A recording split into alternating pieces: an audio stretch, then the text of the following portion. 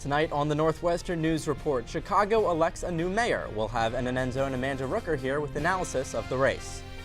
How Evanston's welcoming city ordinance is helping undocumented residents. And we take a look at some of Northwestern's most innovative students at Improve NU. Those stories and more tonight on the Northwestern News Report. It's your news right now.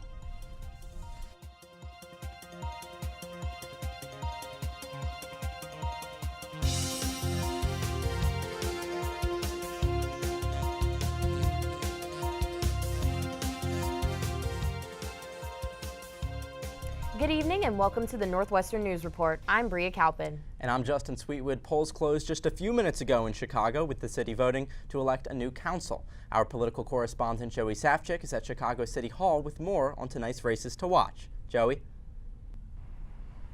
That's right. Now, most polling places here in Chicago closed about a half an hour ago at 7 o'clock. Experts are still expecting a runoff election for mayor, which would happen in April. With 14 candidates in the mix, some are calling this the most, quote, chaotic election in Chicago history. And those familiar with this city's politics know that that's saying a lot. It's a modern record number of mayoral candidates, and they've really been pushing voter turnout. We'll have to wait and see if those efforts were worthwhile and if today's weather might have impacted the number of people who got to the polls. Now, Cook County Board President Toni Preckwinkle was in the lead as of Monday night, but she'd yet to obtain 20% of the vote, and a 50% majority is needed for her to win. I sat down with Andres Correa of the Daily Northwestern to get his take on tonight's crowded election. A lot of them are just like, I probably won't vote in the primary, and then I'll just wait for the runoff because there's too many people that I can't even decide who to vote for, and I don't feel comfortable voting for someone that I don't really know much about. Now, 90% of polling places are expected to report results by 10 p.m. tonight. There are also 50 aldermanic seats up for grabs, although 5 of those races are uncontested. We'll have more elections coverage for you Thursday night on Politicat. I'm Joey Safchik. Back to you. Thanks, Joey, and we'll have an update on those election results and more headlines from downtown later in the show. In the state capitol this week, Governor J.B. Pritzker's new budget proposal relies on heavy taxes on sports betting, vaping, smoking, and plastic bags. Pritzker is expected to propose a graduated income tax to bring in more revenue, which was one of his campaign promises. For that, he'll have to revise the Illinois Constitution, which currently requires a flat rate tax. Another proposal to solve the state's budget woes: legalize marijuana. Pritzker hopes to regulate and tax recreational marijuana to bring in more money for the state, $170 million, the governor said. If Pritzker's plan is enacted, Illinois would become the 11th state to legalize recreational marijuana. Another fraternity is under fire tonight after allegedly violating chapter rules. Northwestern's chapter of Sigma Chi has been temporarily suspended by their national headquarters pending an investigation. Officials declined to share details of the allegations. The chapter will stay in its current house, but members are not allowed to host events until the suspension is up. Sigma Chi will stay part of Northwestern's Interfraternity Council, and the school's Office of Fraternity and Sorority Life will help enforce the sanction. Police at Evanston Township High School will soon have to abide by stricter standards for the body cameras they wear. Evanston aldermen voted last night to approve an agreement clarifying when police at ETHS are expected to activate their body-worn cameras. In an effort to better protect students, ETHS police who activate their cameras will now be required to notify the school principal immediately. Recordings from the cameras will be considered law enforcement records, not educational records. Also at last night's City Council meeting, aldermen voted to postpone a decision on a controversial plan to build more apartments and office space on Chicago Avenue. If approved, the building would go up near that empty parking lot near Whole Foods. Evanston residents expressed concerns at last night's meeting that the building would encroach on nearby historic properties and lead to more traffic on the busy street. Aldermen said they postponed the decision to give the developer time to flesh out details of the project. This week is National Eating Disorder Awareness Week, designed to help people of all shapes and sizes feel more comfortable in their own skin. In line with eating disorder awareness, Counsel and Psychological Services, CAPS, installed a wall in Norris showing body image stories from Northwestern community. Not only can people read the stories, but they can also interact with the wall by showing support using stickers that say, "I agree," "I can relate," "You are not alone," or "I've been there." You can check out the wall outside Starbucks now through Friday. President Trump declared a national emergency on February 15th to build his border wall. NNN's Megan Leibowitz went to check out how the city of Evanston is building bridges. That's right, Justin. Evanston has a welcoming city ordinance which aims to help undocumented immigrants. I went to learn what the ordinance means in today's political climate. Immigration, asylums, ICE. Since the 2016 election, illegal immigration has been thrust into the spotlight. So how does the city of Evanston try to help its undocumented community?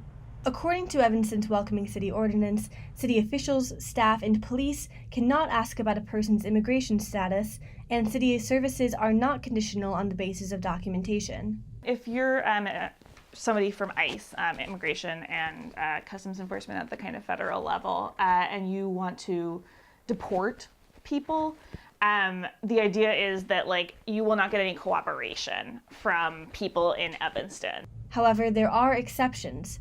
For example, undocumented people can be held by immigration authorities if the authorities have a valid warrant that was signed by a judge.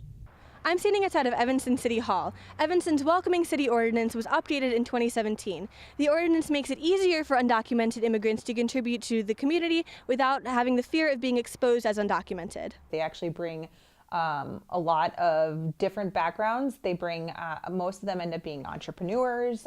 They contribute a lot to society and to our city. Some say the ordinance also aims to make Evanston safer for everyone. We found that after you pass something like a Welcoming City Ordinance, people in these communities are more willing to call the police about domestic violence. They're more willing to call the police about a burglary. Stokes said the ordinance may make undocumented people less scared to call the police because they aren't worried about the police finding out they're undocumented and telling federal authorities. I'm really grateful to work in a place that's welcoming, and I think that it really makes a community stronger when you have integration and when you have diversity. Megan, what else is the city of Evanston doing to help? The city is also working on developing a language access policy over the coming year. Also, both the Evanston Skokie School District 65 and Evanston Township High School District 202 are, quote, safe haven school districts. The safe haven provisions include school employees not being permitted to ask about students' or parents' immigration statuses, among others. Thanks, Megan. Coming up after the break, who will be Chicago's next mayor? Stay tuned for updates. And find out how Northwestern students are working to make NU a better place, one idea at a time. Enjoy the dry weather while it lasts. The upcoming week is going to be a snowy one. This and more in the upcoming 5-day weather forecast. At Northwestern, we're Wildcats in every way.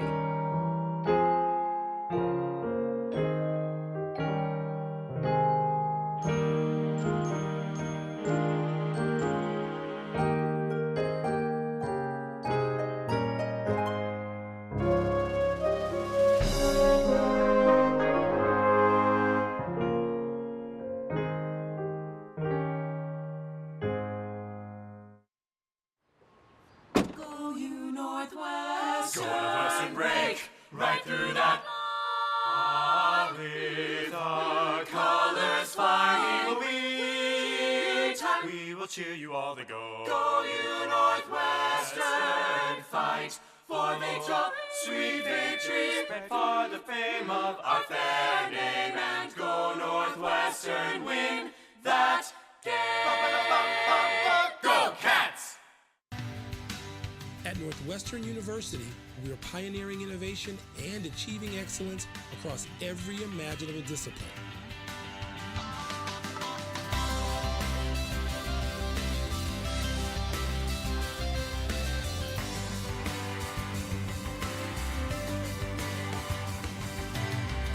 Northwestern University, the possibilities are endless. ASG held their second annual Improve NU this weekend, and NN's Olivia Olander spent her Sunday with the entrepreneuring students who had the best ideas to make life better on campus. Olivia, tell us what the competition was like. Thanks, Justin. It's been described as Northwestern's version of Shark Tank, and I definitely saw some of that. The judges were interested in how the concepts could be realistically implemented, and the winning idea was one of the simplest. This year's Improve NU competition chose to fund personal alarms for students. Liliana D'Souza pitched N-Power U, an initiative to give students personal safety alarms during Wildcat Welcome and increase awareness of current safety programs.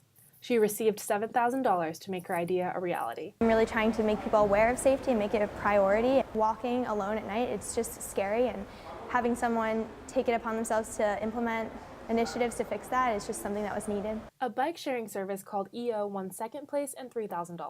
City Health Tech, which promotes hand washing, got third place and $1,000. D'Souza said she was influenced by the incidents of students being grabbed in the sorority quad fall quarter. All of these incidences started occurring, and people were telling me it's the most than ever before, and I saw the university doing a lot of great things, but there were some gaps to be filled. Since the judges were Northwestern administrators, students said it was an opportunity to reach people directly involved in making change on campus. They're not aware of anything because people don't just walk into their office and tell them about these problems. Not all projects were selected, but Barry Jung said the competition provided a platform for students to take initiatives on campus issues. I mean, even if like some of these ideas, like a lot of the ideas don't actually get to be implemented, but just to get the student body to start thinking about these issues and start talking about these issues, I think this is a very nice initiative.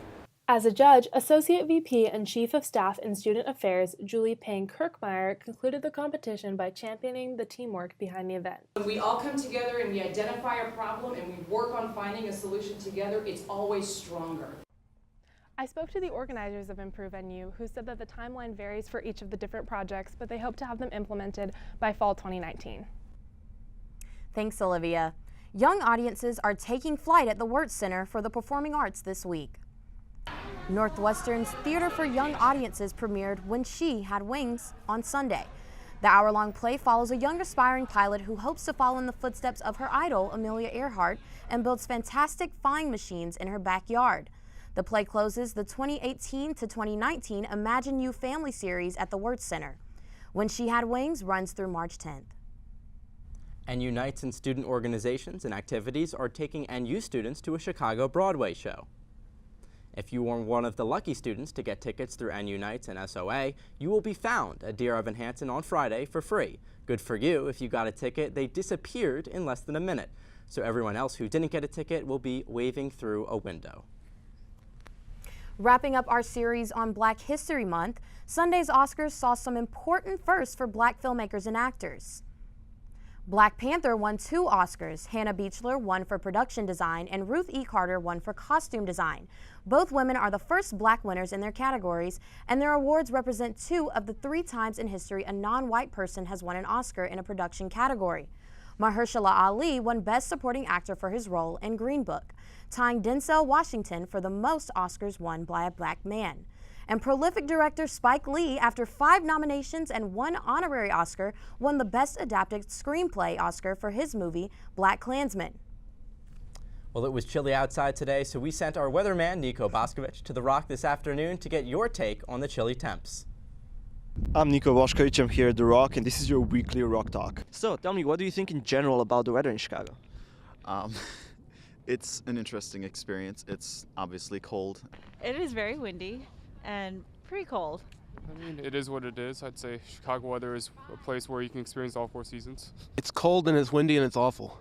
Okay, amazing. Very strong opinion. Where are you from? I'm from Michigan, so it's not much better there, but I still don't like it. So, where are you originally from?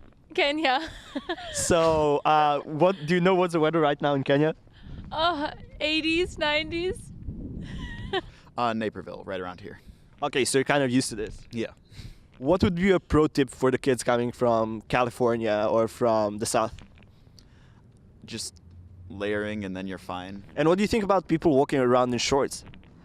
Crazy. What's the pro tip that you would have for students dealing with Chicago weather? Dress warm. How many layers is warm? All the layers. I'm Nico Boskovich. Back to the studio. If you have an idea for a future Rock Talk topic, tweet us at NNN_news. And Nico is back in the studio now, nice and warmed with your 5-day weather forecast. That's right, guys. It's a lot nicer in here than it was out there today. Unfortunately, it'll be more of the same for the next few days. This week, it'll be right around freezing, with snow showers expected almost every day. Sunday could be even colder with sub-zero wind chills. Tomorrow will be slightly warmer than today, with a high of 34 and a low of 19. Expect occasional snow. Thursday morning will be snowy, but the rest of the day expect dry weather with a high of 30 and low of 18. Friday will follow the same pattern with a high of 31 and a low of 17. Saturday will be cold and cloudy with possible snow showers. A high of the day will be 23 with a low of -4. Sub-zero temperatures will follow us into the Sunday, which will be the coldest day of the week, with a high of 11 and a low of -3. I'm sure I'm not the only one looking forward to those chilling colds and the frozen sidewalks. Until next time, stay warm. I'm Niko Bošković, and this was your 5-day weather forecast. Back to you at the desk. Thanks, Nico. Before we head to break, some sad news out of Brookfield Zoo this week. Valentino the baby dik-dik has died. The Kirk's dik-dik, a small type of antelope native to eastern Africa, was named Valentino after becoming somewhat of an internet sensation for being born on Valentine's Day. Unfortunately, Valentino had a birth defect, which meant he couldn't swallow. Unable to eat food or drink water, veterinarians said he wouldn't survive. Valentino was euthanized just a few days ago. Poetry, comedy, music. How student groups are helping students talk about mental health. How a student theater group is making waves, holding a concert to support the arts, coming up next. At Northwestern, we're Wildcats in every way.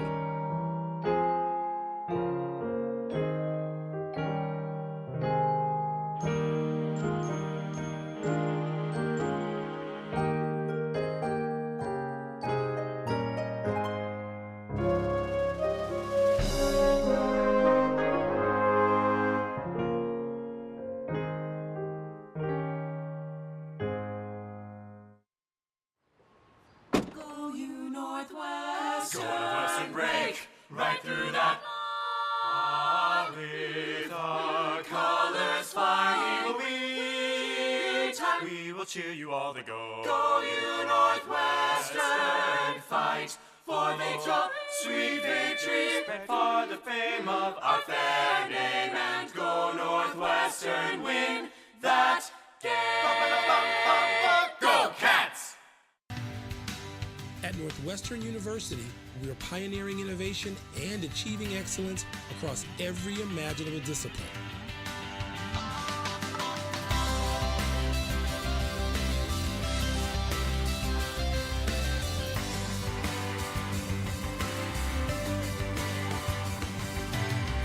At Northwestern University, the possibilities are endless.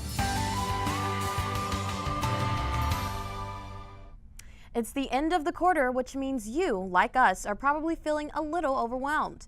Mental Wellness in Mind student group NU Active Minds partnered with poetry group Slam Society to help students use art to share their emotions.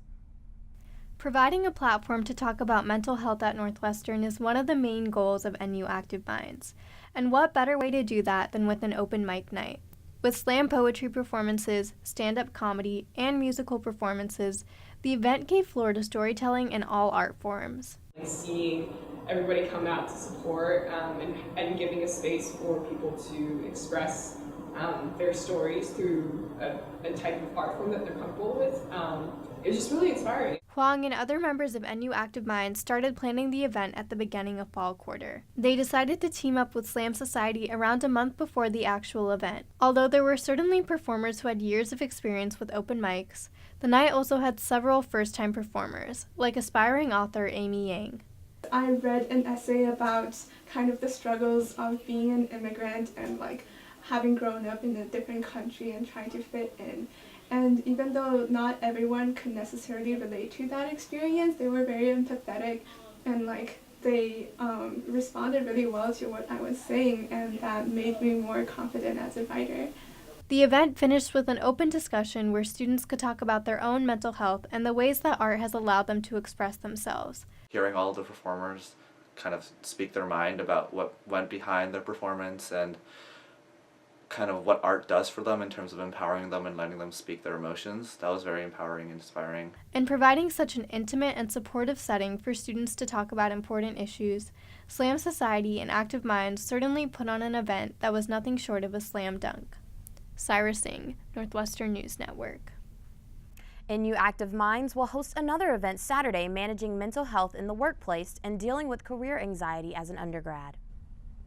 On Saturday, students rocked the basement of La Machina Cafe, all in an effort to promote their peers.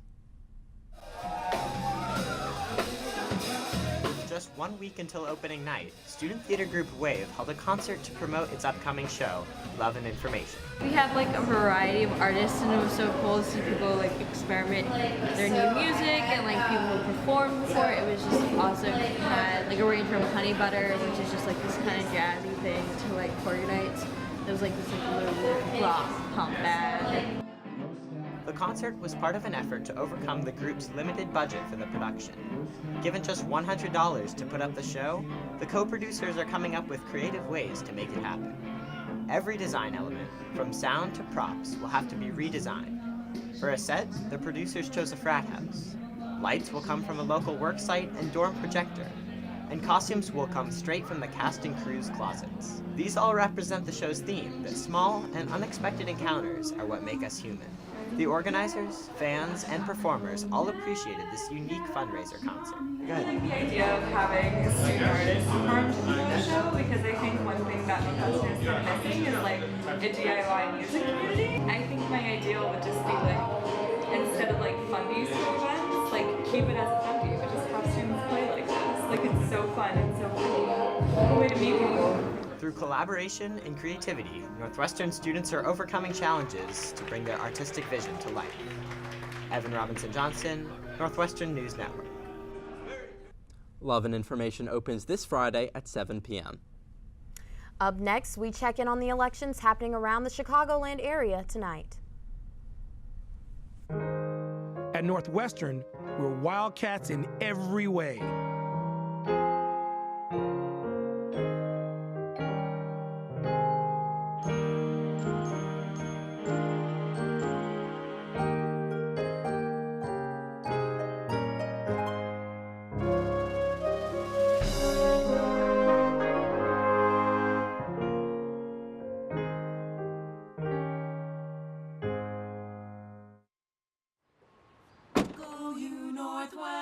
Northwestern break right through that.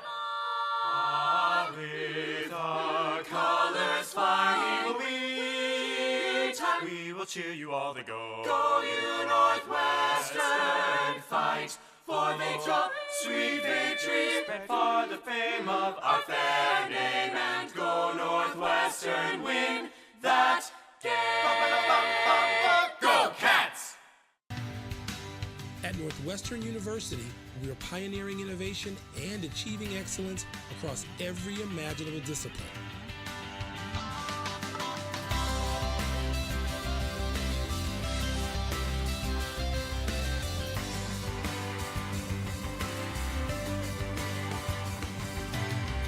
At Northwestern University, the possibilities are endless.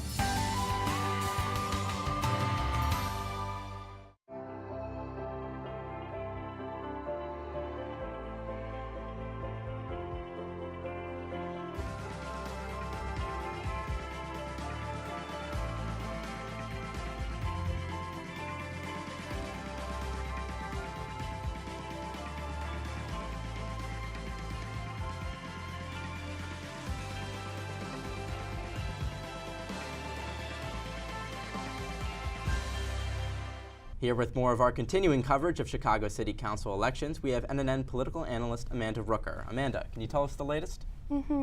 We have a few results to report. We've been keeping a close eye on the 13th Ward alderman race. That's the ward where 19-year-old DePaul freshman David Krupa was running against incumbent in Madigan Alley Marty Quinn.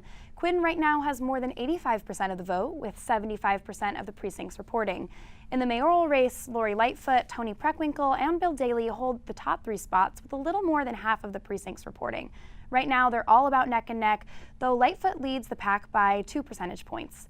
The Chicago Tribune is reporting that there will almost certainly be a runoff election for mayor in April. Though Lightfoot, Preckwinkle, and Daley hold an early lead, a senior advisor to the candidate, Susan Mendoza, says her campaign expects a later surge, saying her voters would cast their ballot after work. The advisor says early vote and vote by mail ballots are likely to be the first votes being counted.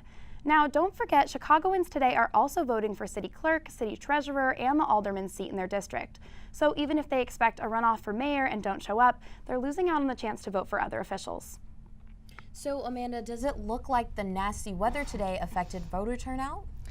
Well, election officials say this election may have broken the wrong kinds of records, record low turnout. By 4:30 this afternoon, officials said just over 400,000 votes had been cast, most early voting and absentee ballots. Guys, there are more than 1.5 million registered voters in the city. That puts turnout at around 30%. The previous record was set in 2007 when only 33% of the city's voters made it out to the polls. Officials think the bad weather may have had something to do with turnout issues. It also may have been the high likelihood of a runoff, as we discussed before. Otherwise, it might have been the candidates themselves, many of whom are shrouded in scandal after scandal. I have to wonder if the voters didn't turn out just because they weren't excited about anyone running. Of course, there was likely a rush after the workday ended. We'll have more on those final numbers later on. Thanks so much, Amanda, and tune into Politicat on Thursday. We'll have continuing coverage of the Chicago municipal elections and all things politics. For now, let's hand it over to Caitlin Boudreau in the studio with your national update. Thanks, Justin. I'm Caitlin Boudreau, and these are your national news highlights. President Donald Trump is meeting with North Korea's Kim Jong-un this week. They're expected to discuss an end to North Korea's nuclear program, which Trump has suggested could be economically beneficial to Kim's regime. Secretary of State Mike Pompeo told CNN's Jake Tapper that North Korea still poses a nuclear threat, despite President Trump tweeting last year, quote, "There is no longer a nuclear threat from North Korea." In Chicago, R. Kelly pleaded not guilty yesterday to sexually abusing 4 victims, including 3 minors. The Chicago native was arrested Friday after new reporting published by BuzzFeed and The New Yorker. The singer posted bail last night. His first stop, a Gold Coast McDonald's. And finally, Green Book took home the Best Picture award at Sunday's Oscars. The film, which follows the true story of a black pianist and his white driver, has been criticized since it was released last year for how it addresses race relations in the 1960s. Spike Lee, who won the Oscar for Best Adapted Screenplay, said the Best Picture award was a, quote, bad call. One Vox critic called the movie a feel-good comedy atop an artifact of shameful segregation. Bohemian Rhapsody took home the most gold with 4 awards, but maybe one of the biggest winners was the Academy itself. The show went on snag-free without a host. I'm Caitlin Boudreau. This was your national update. Smooth. At Northwestern, we're Wildcats in every way.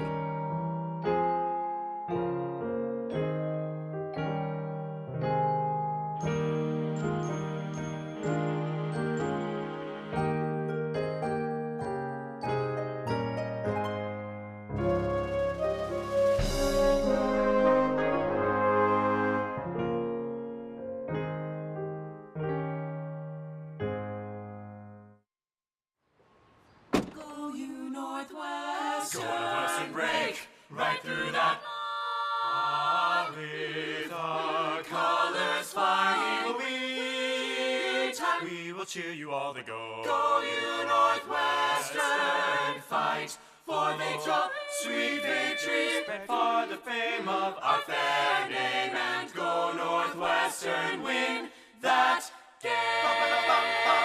Go Cats! At Northwestern University, we are pioneering innovation and achieving excellence across every imaginable discipline.